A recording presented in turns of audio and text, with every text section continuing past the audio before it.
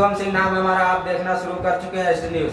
बात करते हैं कि जैसा आप जानते हैं कि उत्तर प्रदेश जो कि इस राजनीतिक उत्तर प्रदेश कहा जाता है, और वहीं पर हम रायबरेली जिले की कुछ ऐसी दर्दनाक हादसा बयां करने वाले हैं आपके सामने।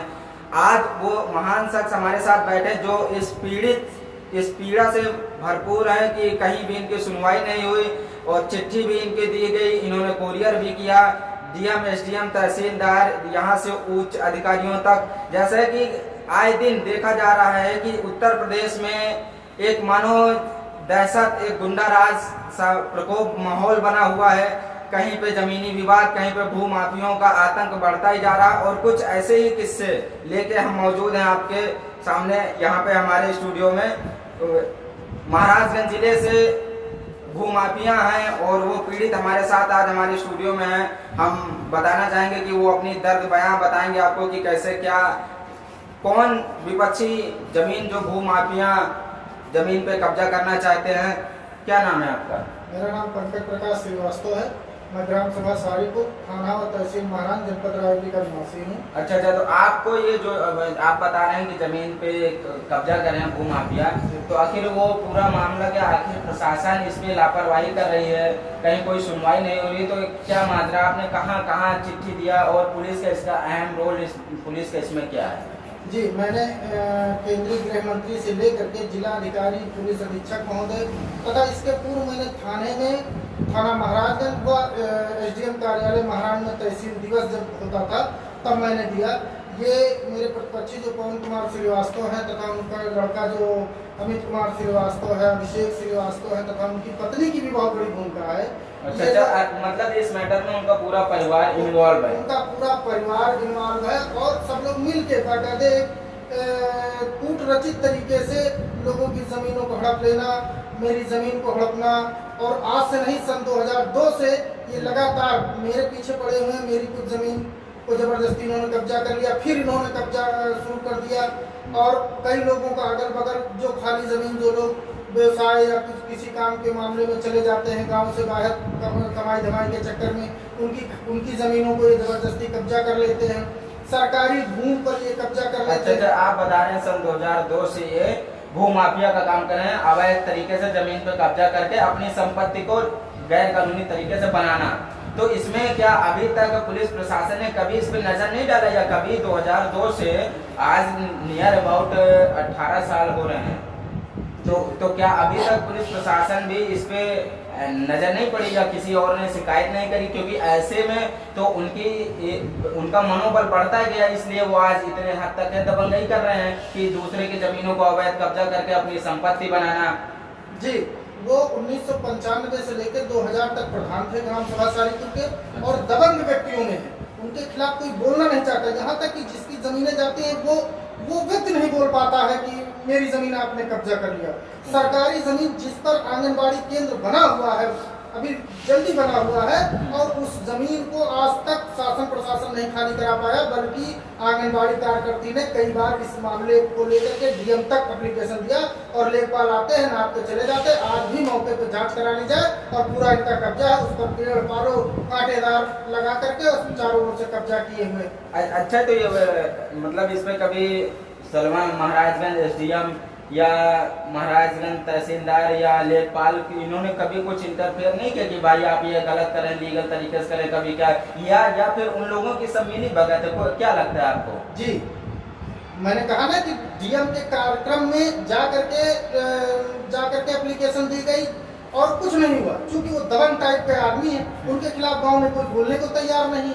अच्छा, तो मतलब इतने दबंग है कि उनसे डीएम भी डरते हैं। डीएम कहने का मतलब तो ये हुआ ना, हाँ, कि अगर डीएम के यहाँ एप्लीकेशन देने के बावजूद अगर उस पे एक्शन नहीं लिया गया उनके खिलाफ, वो दबंग है, तो इसका मतलब उनकी दहशत ज्यादा है जिले में। फिर जिले में तो नहीं कह सकता हूँ, लेकिन गांव में उनकी दहशत है, उनके खिलाफ कोई बोलने को तैयार नहीं है।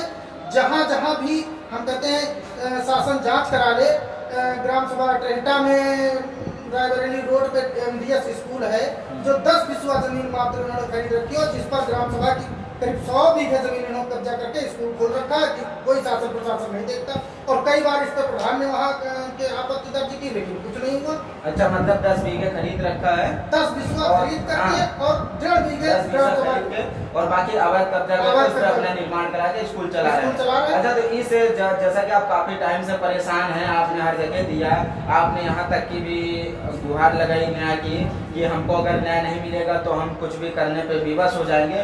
तो इस संबंध में आपने पुलिस अधीक्षक महोदय को ज्ञापन दिया, या आप बता रहे थे कि पुलिस विभाग, पुलिस की टीम जांच करने गई थी, तो उस पे एक्चुअली क्या निष्कर्ष निकला? अगर जांच करने गई थी तो कुछ आपसे भी मिली होगी, कुछ उन लोगों से भी सवाल पूछ होंगे, तो उस पे आपको क्या संदेह है कि मतलब आपको इस पे न्याय मिलेगा, आपकी फेवर में है या वो लोग उनकी फेवर में काम कर रहे हैं? इससे क्या लगता है आपको? अब अभी तो एक थाने से जांच गई थी कप्तान साहब के यहाँ से, लेकिन कुछ उस पर सकारात्मक कार्रवाई तो हुई नहीं। तो मैं क्या बताऊँ इसमें कि क्या कार्रवाई होगी। हमको तो लगता है जैसे पहले होता था उसी तरह इस बार भी हो जाएगा, ढाक के 3 बार। अच्छा, तो ये जो पुलिस अधीक्षक के यहाँ से जांच गई थी, ये कब गई थी आपके यहाँ? ये शुक्रवार को गई थी। तो शुक्रवार को गई थी और अभी तक उनके ऊपर कोई भी एक्शन या कोई भी नोटिस नहीं दिया गया है। जी। तो ये आप देख रहे हैं कि मतलब कितनी अवैध तरीके से जमीनों पे कब्जा किया जा रहा है, जमीन पे कब्जा करके, और सरकारी जमीन हो या आबादी जमीन हो या लोगों की जमीन हो, अवैध तरीके से कब्जा करके उस पर अपना निर्माण करना और दूसरों को परेशान करना, और इतने दबंग छवि के हैं कि शायद उनके प्रशासन भी उनसे डरती है, पुलिस विभाग भी उनसे डरता है, क्योंकि ये जब इतने दबंग छवि के तभी सन 2002 से वो इसी तरह के कारनामे करते आ रहे हैं और पुलिस विभाग इस पे कोई आज तक एक्शन नहीं लिया, कोई कार्रवाई नहीं किया। क्योंकि आजकल हमेशा देखा जा रहा है कि यूपी विभाग, उत्तर प्रदेश में ऐसा माहौल बना हुआ है दहशत का कि कहा नहीं जा सकता, कहीं भूमाफिया, कहीं गुंडा राज, इस तरीके के। तो ये महाराजगंज से हमारे साथ हमारे स्टूडियो में मौजूद हैं। इन्होंने कई बार एप्लीकेशन भी दिया, पुलिस विभाग को भी दिया, डीएम, एसपी, मुख्यमंत्री, प्रधानमंत्री सचिवालय तक भी इन्होंने हमको अपना पत्र दिखाया कि इन्होंने रजिस्ट्री बाई स्पीड पोस्ट करी है, लेकिन अभी तक इनको न्याय नहीं मिल पाया है और ये दर दर की ठोकरें खा रहे हैं। जो कि ये पेशे से वकील भी हैं, रायबरेली में बैठते हैं या महाराजगंज में बैठते हैं, ये अपना पेशे से वकालत भी करते हैं। और जब ऐसे समाज में वकील और आम जनता को परेशान किया जा रहा है, तो आगे सोच इसके परे से बाहर है कि कल्पना नहीं की जा सकती कि आखिर ये कैसा माहौल है, दहशत का बना रखा है। और यहाँ पर पुलिस विभाग जरा ऐसा प्रतीत होता है कि शायद उन लोगों की मिली भगत से हो रहा है, क्योंकि अभी तक इस जांच के दौरान या सन 2002 से आज लगभग 18 वर्ष बीत गए हैं, उनकी मनमानी इतनी हो गई कि जमीन पर, दूसरे की जमीन पर अवैध कब्जा करके अपनी संपत्ति को बढ़ावा देना। और जैसा कि पंकज जी ने बताया, वकील साहब ने, कि वो सन 1995 से 2000 तक एक पंचवर्षीय प्रधान भी रहे। उसी प्रधान के कार्यकाल में उन्होंने गांव का लेखा जोखा देखा कि कहाँ कितनी आबादी, कहाँ कितनी बंजर जमीन है, और उस पर उन्होंने अपने दिमाग से खेलकर अवैध कब्जा करके अपनी संपत्ति को बढ़ाने की कोशिश कर रहे हैं। और इन वकील जी को काफ़ी परेशान किया जा रहा है, इनको प्रताड़ित किया जा रहा है, मेंटली डिस्टर्ब भी किया जा रहा है। ये कई बार एप्लीकेशन भी दे चुके हैं, अभी तक कोई सुनवाई नहीं हुई इनकी तरफ से। तो ये आशा करते हैं कि इस तरह के मामले को पुलिस प्रशासन संज्ञान में ले और इस पे उचित कार्रवाई करके पीड़ित को न्याय दिलाने की ये हम अपील करते हैं। और वकील जी, जैसा कि इनका घर भी वहीं पर है और वो लोग इतने गंदे छवि के लोग हैं कि इनके ऊपर कभी भी शायद हमला भी कर सकते हैं, क्योंकि जब इनको अकेले प्रताड़ित किया जा रहा और ये भाग दौड़ कर रहे हैं, एसपी ऑफिस आ रहे हैं, हर जगह जाके ये एप्लीकेशन देते हैं, लेकिन अभी तक इनके साथ कोई न्याय नहीं मिला है। और हम आशा करते हैं कि इनको न्याय मिलेगा वकील जी को, क्योंकि ये जो अवैध तरीके से आए दिन घटनाएं, आप रायबरेली की, महाराजगंज की नहीं, आप पूरे उत्तर प्रदेश की उठा लीजिए तो पूरे उत्तर प्रदेश में आजकल हर चौथे व्यक्ति पे एक व्यक्ति पीड़ित जरूर है और न्याय के लिए दर दर भटक रहा है। जैसा कि आपने पहले भी देखा है कि अमेठी का कुछ ऐसा ही मामला था जमीनी विवाद के चक्कर में। तो क्योंकि जमीन क्या होता है, किसान, आम आदमी जमीन को अपनी, किसान कहते हैं देवता होते हैं, अन्य देवता होते हैं, वो जमीन को से अपना अन्न उगाते हैं और जमीन उनके लिए मातृभूमि है। तो इस तरीके से अवैध कब्जा करना और अपनी जमीन को कोई नहीं छोड़ देगा। और इसी एसटी न्यूज के माध्यम से हम पुलिस प्रशासन से और पुलिस अधीक्षक से ये अपील करते हैं कि वकील जी को न्याय मिले और चार्जशीट दाखिल हो उनके खिलाफ, उनकी पूरी संपत्ति का जांच किया जाए।